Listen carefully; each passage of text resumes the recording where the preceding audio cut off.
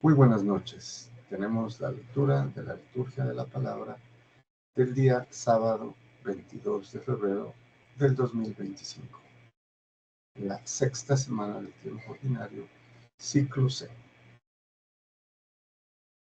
Como de costumbre, compartimos el misal popular de Paulinas. Bueno, que ya tenemos en pantalla. Celebramos la cátedra de San Pedro, apóstol. Como dice en el texto, la cátedra es el asiento, la sede, el trono, donde se sienta el Papa, en este caso, y enseña.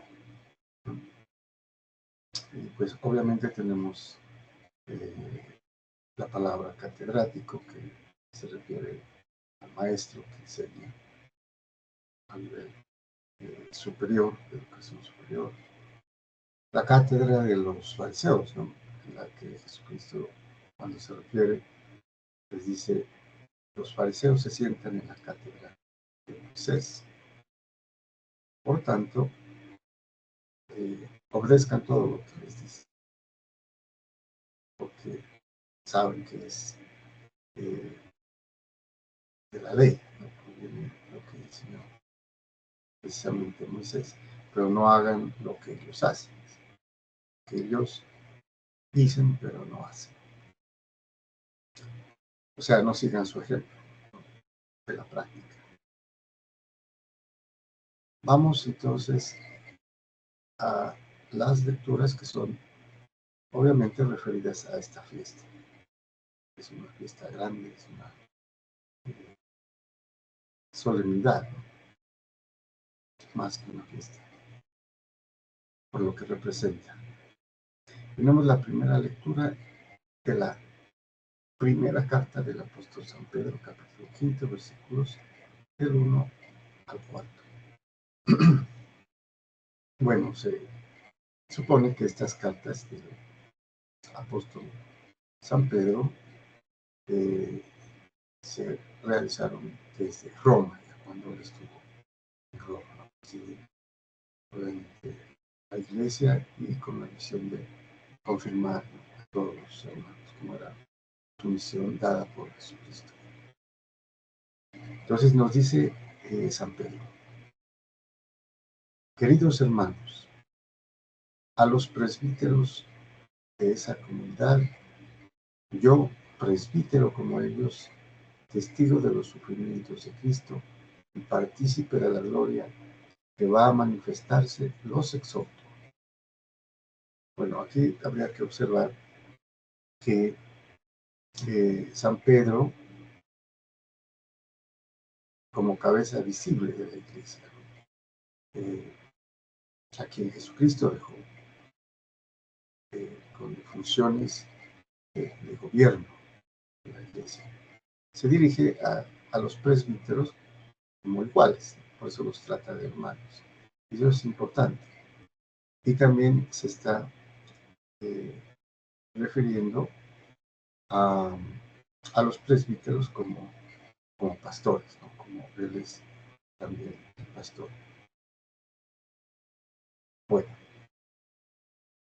y aquí lo dice: sean pastores del rebaño de Dios, que tienen a su cargo, gobernándolo no a la fuerza, sino de buena gana, como Dios quiere, no por sórdida ganancia, sino con generosidad, no como déspotas sobre la heredad de Dios, sino convirtiéndose en modelos del rebaño. Pues aquí está más claro, ¿no?, de lo que mucha gente entiende o quiere entender. El Papa es alguien que dicta leyes o reglas o encíclicas o documentos, ¿no?, para hacer notar su autoridad. No, él ha recibido de Cristo esa función de cuidar la sana doctrina y obviamente de desarrollar doctrina, como lo vamos a ver luego en el Evangelio. Sin embargo, aquí nos dice él mismo, cuando se dirige a sus hermanos, los obispos, que son los pastores, como el pastor, que lo hagan de forma hermanable, ¿no? Y de buena gana, no a la fuerza. Pues aquí está otra cualidad importante, ¿no? No es imposición, es a quienes, aquí se dirige a quienes son ya los cristianos, ya han recibido el bautismo, están confirmados en la fe, y obviamente dirigiéndose a quienes los pastorean, ¿no? Los pastores. No como déspotas, ¿no? Importante, no como déspotas, no utilizando el poder que tienen para dominar, ¿no? Por el mismo hecho de hacerlo, no como déspotas sobre la heredad de Dios, sino como ejemplo, como modelos del rebaño, para que lo sigan, ¿no? Bueno, y cuando aparezca el supremo pastor, recibirán la corona de gloria que no se marcha. Entonces, ellos son pastores porque los designó pastores, ¿no? Pero se refiere a Cristo cuando regrese, dice, ¿no? Cuando aparezca el supremo pastor, el sumo pastor. Es el pastor, el buen pastor. Pero ahora, por designación del mismo Jesucristo, después de su muerte y de su resurrección, en el Evangelio según San Mateo, capítulo 21, vamos a ver, como hemos visto, que Jesucristo le dice 3 veces, ¿no? Pastorea mis ovejas de Jesucristo. Usted le da este encargo para que sea el pastor aquí en la tierra. Alimenta mis corderos, pastorea mis ovejas. 3 veces. Y esa es la función de Pedro, ¿no? Como obispo, como pastor, como cabeza visible de la iglesia aquí en la tierra. Muy bien, vamos al Salmo. Tenemos el Salmo responsorial 22, que es bastante conocido, cuyo responso es: el Señor es mi pastor, nada me falta. Bueno, estábamos hablando precisamente de esto, ¿no? Del pastor, que es el obispo de Roma, Papa y todos los obispos de todas las iglesias. Aquí es importante aclarar que, siendo esto del Antiguo Testamento, el Señor se refiere a Dios, ¿no? A Dios Padre. Ellos, los judíos, se referían a Él precisamente como lo señala aquí el responso: el Señor es mi pastor. Pero vemos que en el Nuevo Testamento el buen pastor es Jesucristo. Entonces no hay contradicción. El mismo Dios, en la segunda persona, es el pastor que ha asumido nuestra naturaleza, se ha hecho hombre. Y es el buen pastor que va a dar la vida por sus ovejas. Y ha dejado en la tierra, después de su resurrección, ¿no?, visiblemente a sus pastores, que cuidarán de su rebaño, ¿no? Primero el Papa, Pedro, y también los obispos. Nos dice el salmista: el Señor es mi pastor, nada me falta. En verdes praderas me hace recostar, me conduce hacia fuentes tranquilas y repara mis fuerzas. Me guía por el sendero justo, por el honor de su nombre. Bueno, aquí obviamente estamos ante una figura literaria que, como sabemos, representa, ¿no?, es la vida pastoril, que en esa época los judíos era bastante extendida, ¿no? La agricultura y el pastoreo, también la pesca. Pero aquí el pastor, eh, el salmista nos refiere a las ovejas, ¿no? nada me falta. En verdes praderas me hace pastar, dar, alimentar, me pastorea, me conduce hacia fuentes tranquilas, para mis fuerzas, el agua, ¿no? Entonces la imaginería, digámoslo así, ¿no? El imaginario es pastor, el buen pastor. Aunque camine por cañadas oscuras, nada temo, porque tú vas conmigo, tu vara y tu callado me sosiegan. Entonces el pastor es la garantía de su protección, pero esto no quiere decir que no va a haber problemas, ¿no? Por eso aquí dice, aunque camine por cañadas oscuras, aunque haya problemas, dificultades, peligros, nada temo, que tú vas conmigo. Tu vara y tu callado me sosiegan, me protegen. La vara del pastor, ¿no? que era utilizada para defenderse de las fieras, por ejemplo, y también para guiar a las ovejas. Entonces aquí obviamente es una figura del habla, ¿no? Que utiliza. Preparas una mesa ante mí, enfrente de mis enemigos. Me unges la cabeza con perfume y mi copa rebosa. Entonces, el alimento, preparas una mesa ante mí, enfrente de mis enemigos.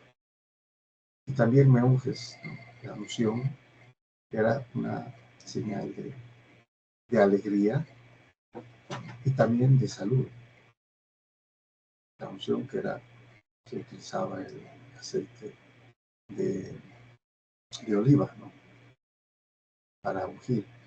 Obviamente esto lo hacían los profetas, los sacerdotes. Y mi copa rebosa. Y continúa, tu bondad y tu misericordia me acompañan todos los días de mi vida. Habitaré en la casa del Señor por años.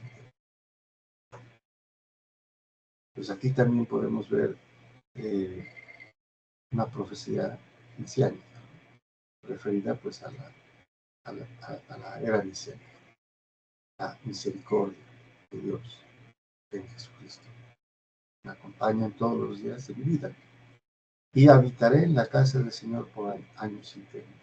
La casa del Señor en esa época era el templo. Sabemos, referido precisamente en la profecía, que el templo realmente es Jesucristo, es Jesucristo. Bien. Al morir él y acabado el templo en el año 70, pues ya no había más casa de Dios terrena. Es la casa del Señor Jesucristo, su cuerpo, su iglesia. Esa es la casa del Señor y será eterna. Por eso sí, por años sin término. En el cielo, la iglesia triunfante. Muy bien, vamos al Evangelio. Tenemos el Evangelio según San Mateo, capítulo 16, versículos del 13 al 19, que obviamente se refiere a la fiesta que celebramos, ¿no? La cátedra de San Pedro. Y está lleno de significado, ¿no? No nos vamos a detener mucho, haremos algunas observaciones sobre el texto. Hay muchas, ¿no? De tipo lingüístico, etimológico, semántico, doctrinal y hasta teológico, ¿no? Obviamente, pero pues haremos algunas pocas nomás, porque de lo contrario sería bastante extenso, ¿no? Eh, es importante también referirse sobre estos pasajes en el Catecismo de la Iglesia Católica, ¿no? ¿Qué es lo que ha enseñado la Iglesia durante 2000 años acerca precisamente de este texto? Bueno, entonces nos dice San Mateo: en aquel tiempo, al llegar a la región de Cesarea de Filipo, Jesús preguntó a sus discípulos: ¿quién dice la gente que es el Hijo del Hombre? Bueno, una, una observación histórica, ¿no? Y geográfica. Cesarea de Filipo era una ciudad al norte, al nororiente, digámoslo así, ¿no? De, de lo que es Palestina, se conoce como Palestina, eh, y es diferente a la Cesarea, que queda cerca a la costa del Mediterráneo, ¿no? Mucho más al sur. Esta era una ciudad que construyó el tetrarca Filipo, gobernante, ¿no? de esta ciudad, y que lo hizo pues obviamente en honor al César, ¿no? Al César Augusto, eh, que en ese tiempo era Tiberio, y obviamente por eso se conoce entonces como Cesarea de Filipo. La pregunta, ¿quién dice la gente que es el Hijo del Hombre? Otra observación que también creo que es importante para contextualizar, ellos estaban en una región alejada, pues obviamente de Judea, y que tenía una intención, ¿no? Eh, Estaban cerca y podrían ver las canteras de piedra donde Herodes el Grande había hecho unos nichos eh, para adorar otros dioses, ¿no?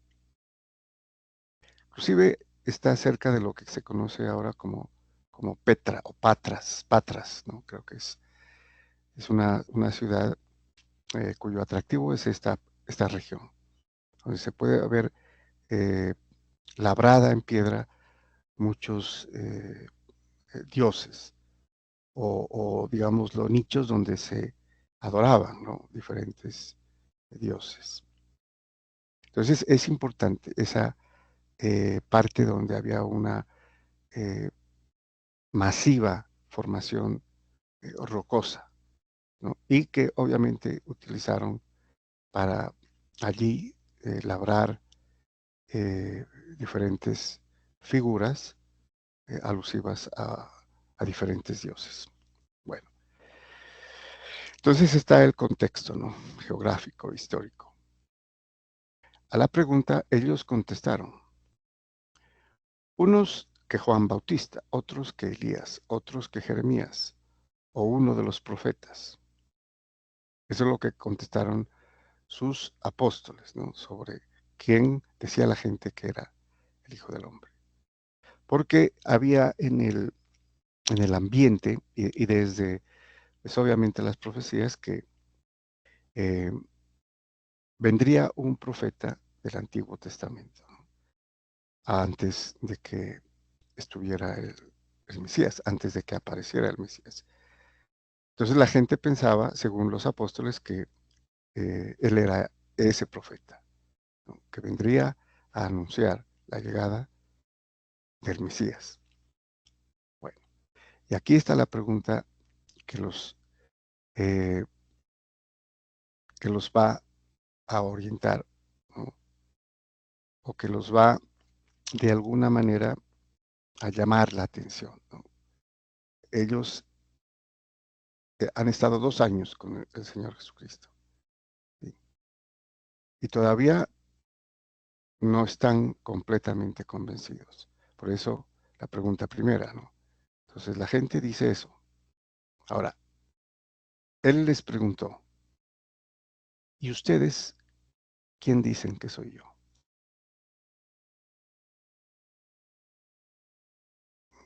Una pregunta que los interpela a cada uno. Cada uno tendría que haber pensado, bueno, ¿qué digo yo? Pero, sin embargo, Pedro es el que toma la palabra por el grupo. Simón Pedro tomó la palabra y dijo, tú eres el Mesías, el Hijo de Dios vivo. Hay que poner atención a esta declaración, ¿no? Tú eres el Mesías.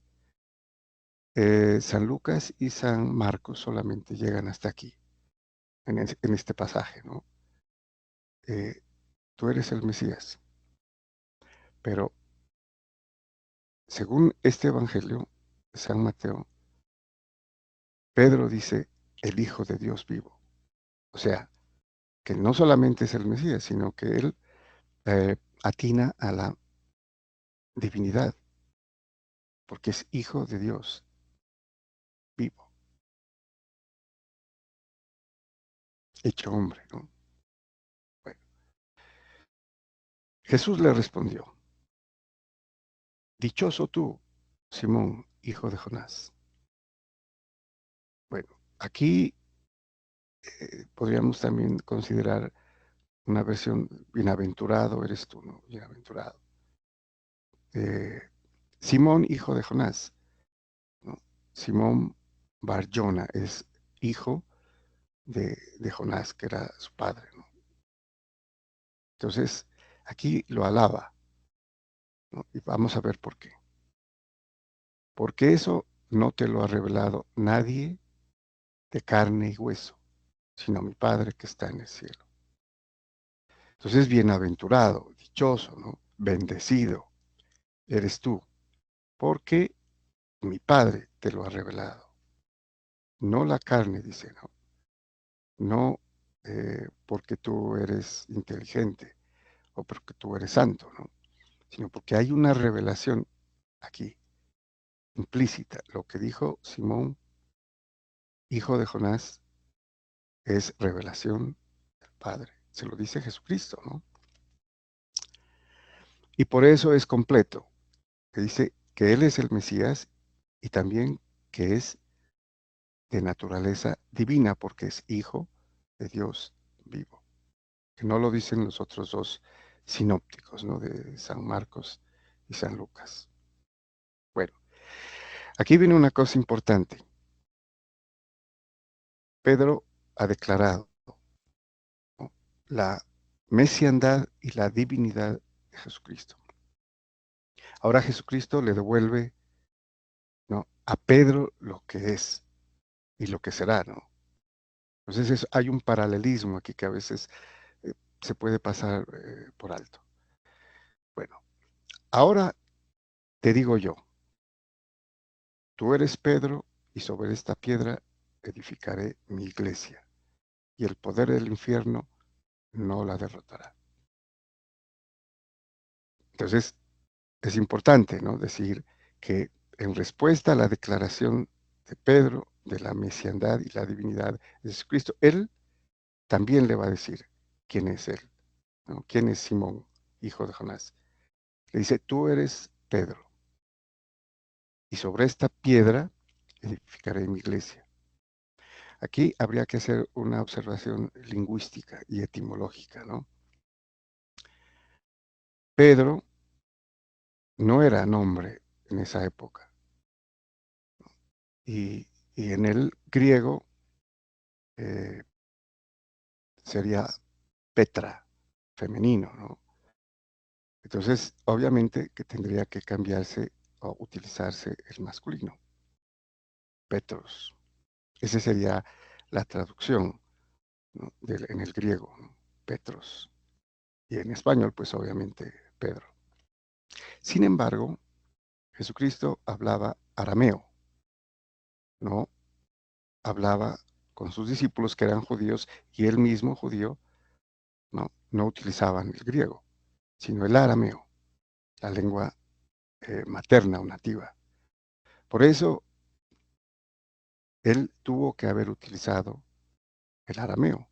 Y en el arameo es kepa, ¿no? Entonces podríamos decir, tú eres kepa, y sobre esta kepa edificaré mi iglesia. Ya si querríamos hacer la traducción al griego, como efectivamente lo hicieron, pero cambiaron a Pedro para que se acomode a un nombre masculino, ¿no? Sería, tú eres Petra, y sobre esta Petra edificaré mi iglesia. Petra es roca, no es necesariamente piedra, ¿no? Es roca. Precisamente como la roca masiva que estaban contemplando ellos en Cesarea de Filipo, ¿no? Destinada a otros dioses, a otras iglesias, digamos, ¿no? Otros, y ese es precisamente el propósito, ¿no? Porque ahora, al decirle a Simón, hijo de Jonás, tú eres Petra, roca, el significado es roca, y sobre esta roca edificaré mi iglesia, y el poder del infierno no la derrotará. Entonces aquí es importante también entender el significado que utiliza Jesucristo, el poder del infierno. En el griego es el término Hades o Edos, ¿no? Que en el hebreo es el Sheol. Y el Sheol era el lugar donde los judíos creían que iban a parar todos los muertos y que estaban como encarcelados, ¿no? Entonces, según explicación rabínica, este concepto había ido cambiando, ¿no? Desde el Antiguo Testamento, y en los primeros días del cristianismo ya se entendía de que este lugar era eh, los lugares en donde estaban tanto justos como pecadores, ¿no? Podríamos decir el submundo o el ultramundo, el lugar de los muertos. En realidad la definición es esa, ¿no? El lugar de los muertos. Pero aquí se utiliza entonces en la traducción el infierno, pero no es el infierno el lugar de los condenados, ¿no? Habría que hacer esta explicación. El poder del infierno no la derrotará. ¿Por qué utiliza entonces Hades? ¿No? Porque en realidad está diciendo el poder de la muerte, porque el Hades era el reino de la muerte, ¿no? Porque era también en desarrollo de lo que se conocía como Sheol en el hebreo, era el lugar donde estaban tanto los justos como los pecadores, ¿no? Y en el Nuevo Testamento era el sitio donde estaban a la espera desde Adán. Todavía no podían pasar al cielo. Esperaban al Redentor. Y es lo que hace Jesucristo eh, a la hora de la muerte. Dice, bajó a los infiernos. No al lugar de los condenados, sino al Hades, para liberar, para proclamar el Evangelio, ¿no? en el espíritu, a los espíritus que estaban encarcelados, ¿no? Porque hasta ese momento estaba eh, el pecado, ¿no? El pecado de Adán no permitía paso al cielo, solamente con Jesucristo. Y entonces volvemos, el poder del infierno no la derrotará. ¿A quién? A la iglesia, ¿no? Ese la es un pronombre que se refiere a la iglesia. Edificaré mi iglesia y el poder del infierno o el reino de la muerte no la derrotará. Te daré las llaves del reino de los cielos. Aquí aparece, ¿no? El reino de la muerte no la derrotará. Te daré las llaves del reino de los cielos. Entonces, esta es eh, una oración o una declaración importantísima, ¿no? Porque solamente es a Pedro a quien le da las llaves del reino de los cielos. ¿Mm? Y sabemos que las llaves significan autoridad para gobernar. Solamente el encargado de las llaves puede abrir y puede cerrar, ¿no? Que es obviamente una significación a la autoridad que se tenía, ¿no? Había un personaje que era el mayordomo en el Antiguo Testamento, que era el encargado de las llaves. Y el rey solamente le daba a esa persona la autoridad de decidir, de decisión, ¿no? De abrir o cerrar. Y continúa, entonces retomamos desde las llaves. Te daré las llaves del reino de los cielos. Lo que ates en la tierra quedará atado en el cielo, y lo que desates en la tierra quedará desatado en el cielo. Bueno, qué tan grande responsabilidad, ¿no? Y función le da a Pedro.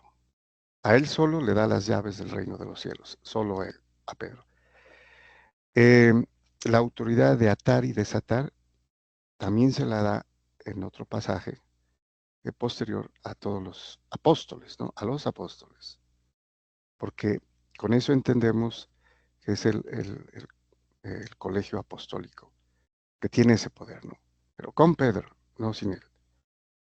Y tampoco cada uno por separado, no tienen que ser todos, que es lo que sucede en los concilios, ¿no? O en los sínodos, donde se decide algo.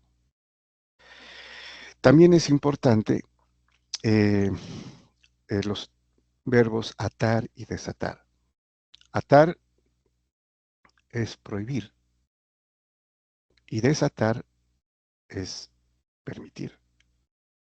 Entonces tiene ese poder, ¿no? La iglesia, aquí en cabeza de Pedro y de sus obispos, ¿no? El obispo también, de hacerlo, atar y desatar. También significa el poder de perdonar pecados, de absolver o retener, o sea, atar y absolver, perdonar. O decidir si alguien puede excluirse de la iglesia, ¿no? Como el caso de de determinar, ¿no? Que alguien haya pecado de tal manera que se lo excluye de la iglesia. Entonces tiene ese poder. Entonces, aquí hay algo muy importante y precisamente hace alusión a la fiesta que se celebra, la cátedra de San Pedro. Entonces, las llaves del reino de los cielos, el poder de gobernar la iglesia. Muy bien, muchas gracias y bendiciones.